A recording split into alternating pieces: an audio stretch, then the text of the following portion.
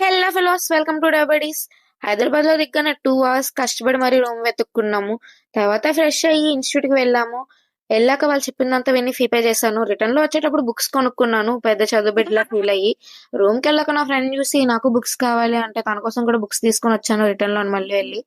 And అప్పుడు మంచిగా rest తీసుకున్నా. అండ్ డిమార్ట్ కి వెళ్దాం అనుకున్నాము. ఒక వర్స్ట్ ప్లాన్ వేసుకున్నాం మేము.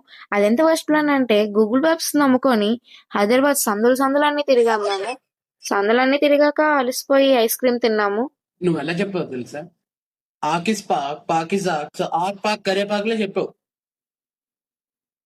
ఐస్ క్రీమ్ తిన్నాక మంచిగా షాపింగ్ చేసాము. షాపింగ్ చేశాక రిటర్న్ లోని హాస్టల్కి వెళ్ళిపోయాము. ఇది పక్కన పెడితే నేను తీసుకున్న ఈ లాంగ్ గ్యాప్ లోని నేను చేసిన కోర్స్ గురించి అండ్ నేనేం నేర్చుకున్నాను అండ్ నేను పడిన తిప్పల గురించి తెలుసుకోవాలనుకుంటే వెయిట్ ఫర్ నెక్స్ట్ వీడియోస్.